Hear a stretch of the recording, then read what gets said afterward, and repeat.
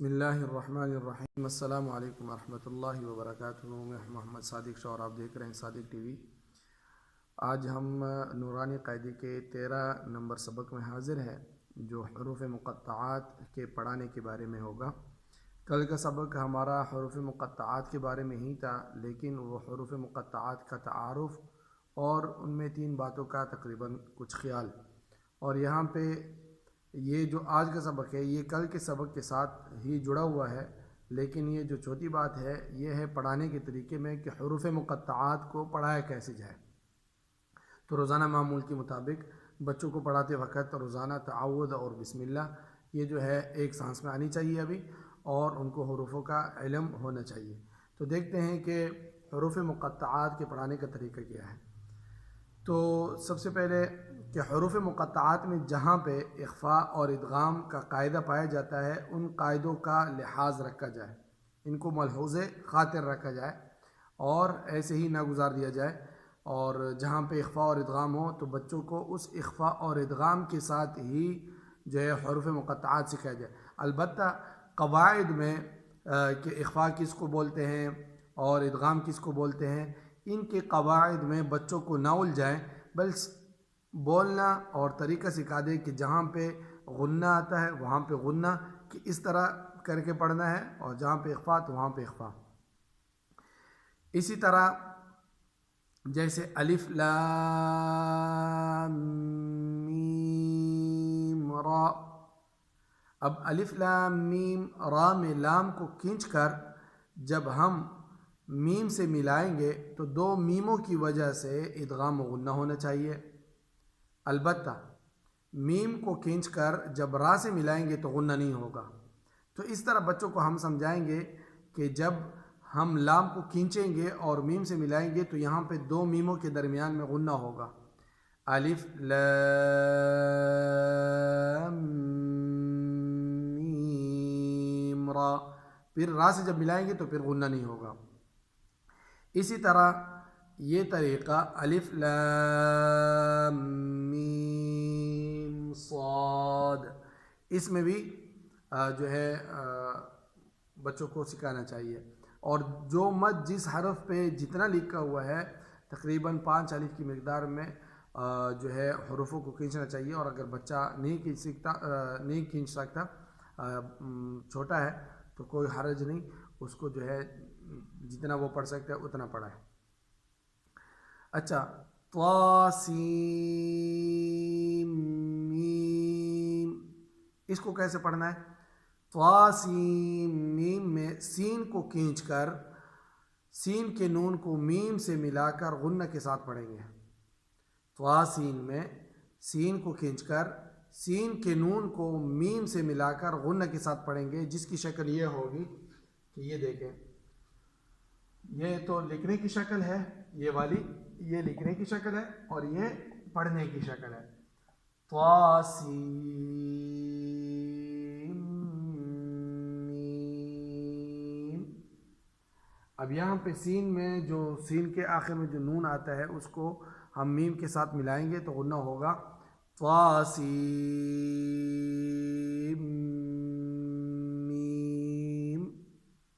اچھا، حامیم عین سین قاف، یہاں پہ اس کو کس طرح عین اور سین کو کھینچ کر دونوں کے نون میں اخفاء کریں گے۔ عین میں حامیم عین سین قاف میں عین اور سین کو کھینچ کر دونوں کے نون میں اخفاء کریں گے۔ کیسے؟ عین سین۔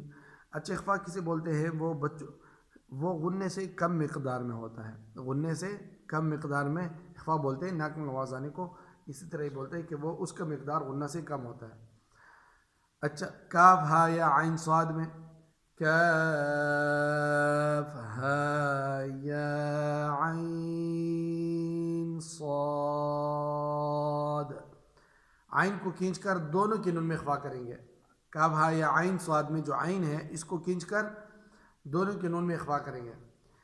اور آخر میں الف لام میم، الف لام میم کی 3 صورتیں ہیں جس کو ہم یہاں پہ سمجھیں گے کیونکہ الف لام میم قرآن پاک کی پہلے صورت میں سورۃ البقرہ میں بھی آتا ہے اور پھر سورۃ آل عمران میں بھی آتا ہے، اور سورۃ آل عمران میں جو آتا ہے اس کے بعد پھر ہے الف لام میم اللہ لا الہ الا هو الحی القیوم۔ یہ اچھا اس کا جو ہے پڑھنا ہے تو اس کی 3 صورتیں ہیں۔ پہلی صورت جو ہے کہ الف لام میم پر وقف کر کے سانس اور آواز دونوں کو جو ہے روک دے، سانس بھی روک دے، آواز بھی روک دے، پھر دوسرے سانس میں اللہ لفظ اللہ سے شروع کرے، جیسے الف لام میم اللہ، اس طرح، ٹھیک ہے، سانس بھی روک دے اور آواز بھی۔